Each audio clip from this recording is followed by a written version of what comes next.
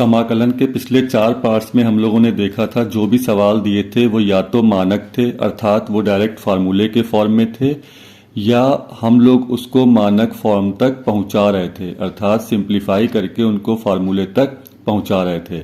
लेकिन कभी कभी कुछ सवाल ऐसे भी होते हैं जिनमें कुछ प्रतिस्थापन करके हम लोग उसको मानक रूप तक पहुंचाते हैं। उसी के द्वारा जो है ये हम लोग कहते हैं कि हम लोग समाकलन कर रहे हैं प्रतिस्थापन द्वारा, कि सवाल में से कोई हिस्सा उठा के हम लोग उसको एक प्रतिस्थापित कर देंगे अर्थात टी मान लेंगे और फिर जब इस सवाल को लगाएंगे तो वो अपने मानक रूप में पहुंच जाएगा और फिर उसका समाकलन बहुत आराम से हो जाएगा। हम लोगों को ध्यान रखना है कि जो चीज़ हम लोग प्रतिस्थापित कर रहे हैं उसका हम लोगों को अवकलन करना है। आइए देखते हैं, ये पहला सवाल है। देखिए इसमें कई फंक्शन दिख रहे हैं, एक एक्स स्क्वायर दिख रहा है, एक एक्स क्यूब दिख रहा है। तो हम लोग इसमें से कुछ उठा के पुट करेंगे। पुट मतलब हम लोग इसको प्रतिस्थापित करेंगे। जैसे मान लीजिए यहाँ पर हमने एक्स क्यूब किया। अब आपको ध्यान देना है कि प्रतिस्थापन में हो क्या रहा है। सारे फार्मूले पुराने वाले ही हैं, बस ट्रिक यहाँ पे प्रतिस्थापन वाली है। जो यहाँ पे ये पुट किया है इसका हम लोग अवकलन करेंगे और 3x स्क्वायर चूंकि x के रिस्पेक्ट में था, यहाँ dx और यहाँ पे dt। आपको दिख रहा है कि जो x स्क्वायर dx है ये देखिए यहाँ पर आ चुका है, लेकिन 3 कांस्टेंट है तो इसको हम लोग उस साइड ले जाके अपॉन में ले आएंगे। अब हम लोग को ध्यान रखना है कि पूरा सवाल हम लोगों का t में कन्वर्ट हो जाना चाहिए। देखिए जो ये हुआ x स्क्वायर और ये हुआ dx, x स्क्वायर dx इतना हिस्सा मिला के हो गया dt अपॉन 3, तो ये हो गया dt और इसका अपॉन 3 बाहर कर दिया क्योंकि कांस्टेंट था। अब रह गया केवल ये, तो ये हो गया e की पावर t क्योंकि x क्यूब को t माना था। आप देख रहे हैं कि अब ये सवाल अपने मानक फॉर्म में पहुंच चुका है, यानी कि डायरेक्ट ये फार्मूला है। तो 1/3 e की पावर t का समाकलन e की पावर t होता है प्लस c और बाद में t की जगह जो पुट किया था ऊपर x क्यूब प्लस c और ये मेरा फाइनल आंसर हो गया। बहुत इजी सवाल होते हैं प्रतिस्थापन के, ये सवाल को बहुत आसान रूप प्रदान कर देता है। दूसरा सवाल है x की पावर 7/1 प्लस x की पावर 16। दोस्तों ऊपर देखिए x की पावर 7 है और हम लोग जानते हैं जब अवकलन होता है किसी अलजेब्रिक फंक्शन का तो उसकी घात जो है वो एक कम हो जाती है। तो आपको दिख रहा है ऊपर ये 7 चाहिए है। इसका मतलब है कि हमें 7 तब मिलेगा जब कोई पावर 8 वाला फिगर जो है वो पुट किया जाए। तो 8 तो नीचे दिख नहीं रहा है, तो इसका मतलब ये है कि जो नीचे 16 दिख रहा है इसको हम लोग x की पावर 8 का स्क्वायर में कन्वर्ट करेंगे। अब जो नीचे x8 दिख रहा है हम लोग इसको पुट कर देंगे, x की power 8 is equal to t करेंगे इसका अवकलन 8x की पावर 7 dx बराबर dt। 8 यहाँ नहीं चाहिए है, x की पावर 7 dx और ये हो गया dt अपॉन 8। अब देखिए सवाल कन्वर्ट होने जा रहा है t में। ऊपर देखिए x की पावर 7 dx, x की पावर 7 dx, इस पूरे की वैल्यू आ गई है dt अपॉन 8। तो ये dt और अपॉन का 8 बाहर कर दिया और ये बन गया 1 प्लस, चूंकि ये हिस्सा t पुट किया था और ये हो गया t स्क्वायर और ये फार्मूला बन चुका है 1/8 और ये फार्मूला होता है tan inverse t plus c और बाद में t का मान जो ऊपर पुट किया था उसको हम लोग रख दे रहे हैं x की पावर 8 प्लस c। ये हम लोग का फाइनल आंसर हो गया। सवाल number 3 root x upon 1 plus x.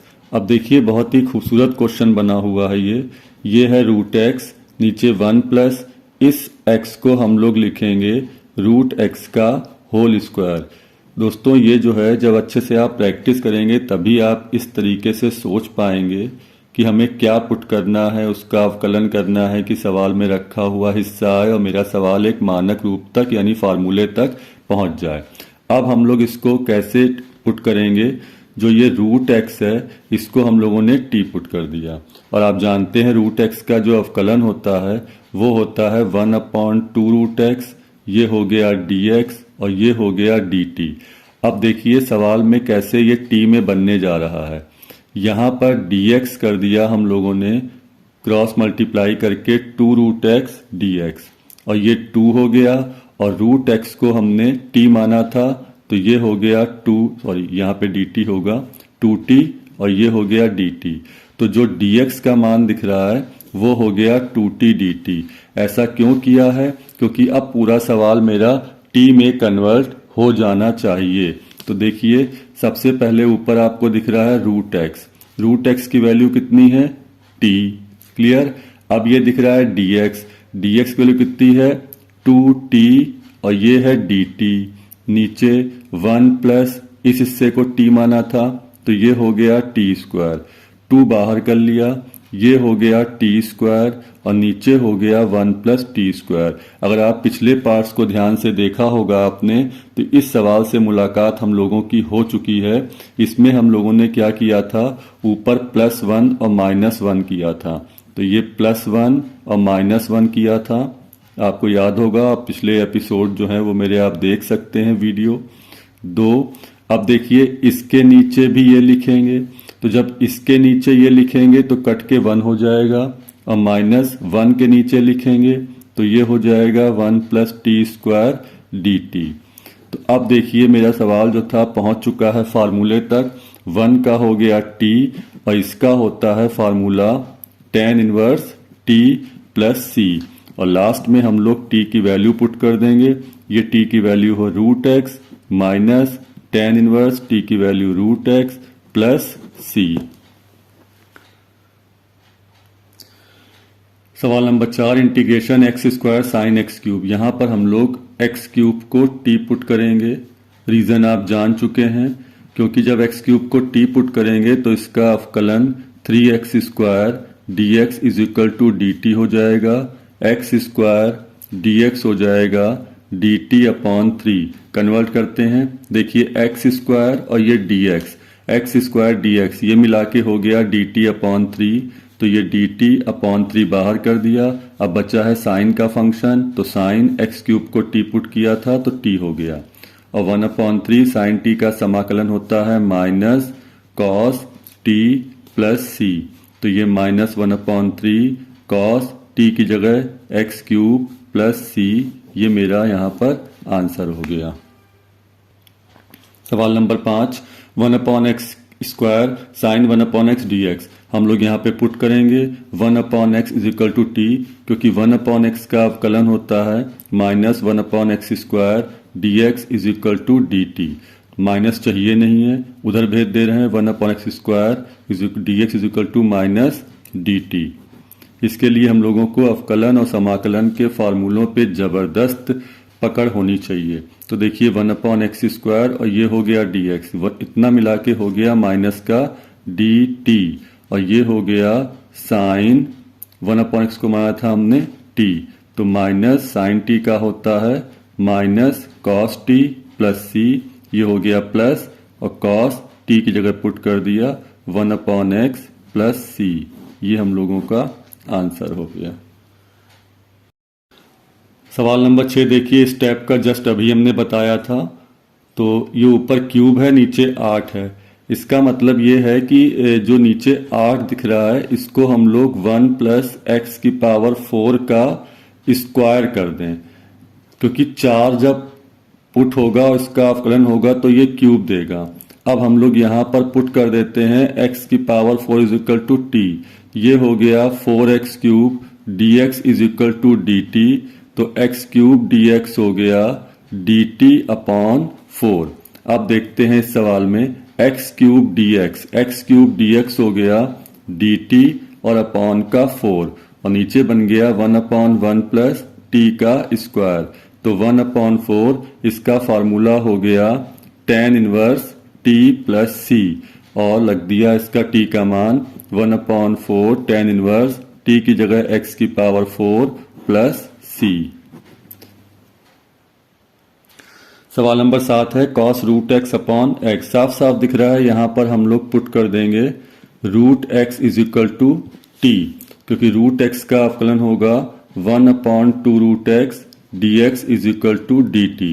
Upon का 2 हमें नहीं चाहिए है, तो हम लोग उस अपॉन के 2 को इधर ले जाएंगे और ये हो जाएगा 2dt। अब हम लोग सवाल पे पुनः आते हैं। ये देखिए दिख रहा है dx upon √x। dx upon root x मिला के हो गया 2dt, तो 2 बाहर हो गया और ये हो गया dt, और ये बच गया cos, रूट एक्स को पुट किया था t, 2 cos t का समाकलन होता है sin t plus c, finally 2 sin और t की जगह रूट एक्स प्लस c। सवाल नंबर 8 इसी प्रकार का है, integration sine root x upon x. तो ये हम आप लोगों के लिए छोड़ रहे हैं, आप इसको निकालिए और कमेंट बॉक्स में बताइए कि आपको इसका उत्तर मिला कि नहीं मिला। सवाल नंबर 9 है, integration 1 upon x under root x 6 minus 1। बहुत स्पेशल क्वेश्चन है, इसकी ट्रिक अभी आप देखिएगा कि इसमें हम क्या करने जा रहे हैं। देखिए यहाँ पर हम लोग जो 6 दिख रहा है, सारा खेल यहीं पर है क्योंकि अजीब सा लग रहा है और फार्मूला जो अभी तक हमने नहीं कहीं यूज़ किया है वो यहाँ पे यूज़ होगा। x जो 6 दिख रहा है इसको हम लोग कर देंगे यहाँ पर x क्यूब का स्क्वायर और माइनस 1। ठीक, अब देखिए जब अगर हम लोग x क्यूब को पुट करेंगे तो इसका 3x स्क्वायर आएगा, यानी x स्क्वायर ऊपर चाहिए होगा, तो है नहीं, तो यहाँ भी हम लोग x स्क्वायर से मल्टीप्लाई कर देंगे और नीचे भी मल्टीप्लाई कर देंगे x स्क्वायर से, तो x स्क्वायर और x मिलके ये x क्यूब हो जाएगा। तो हमने सवाल को ऐसा बनाया है।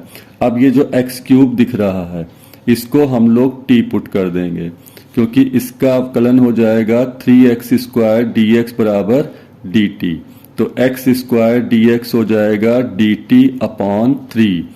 तो देखिए x स्क्वायर dx हो गया dt और अपॉन में 3, 1 अपॉन x क्यूब को t माना था अंडर रूट, ये हो जाएगा t स्क्वायर माइनस 1। और देखिए ये सूत्र जो है वो पहली बार यूज हो रहा है, ये फॉर्मूला था हम लोगों का sec इनवर्स t का प्लस c, तो 1 अपॉन 3 और ये हो गया sec इनवर्स t की जगह x क्यूब प्लस c। ये हम लोग का फाइनल आंसर हो गया।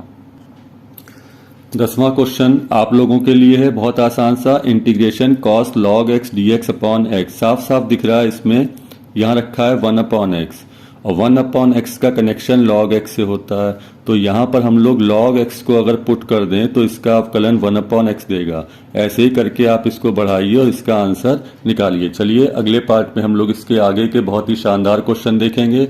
अगर आपको इन सवालों की बहुत मजबूत पकड़ बनानी है, फार्मूलों की पकड़ बनानी है, तो मेरे पुराने चारों पार्ट्स को आप बहुत ध्यान से देखिए, समझिए, क्योंकि आगे जो भी सवाल आएंगे उसमें कुछ नई बातें नहीं आएंगी। जितना हम लोग यहाँ तक संभाल चुके होंगे, घूम फिर के वही सब बातें हम लोगों की रिपीट होंगी। तो आपको समय पर उस बात को पकड़ना बहुत ही आवश्यक है। थैंक्स यू, बने रहिए, कीप वॉचिंग।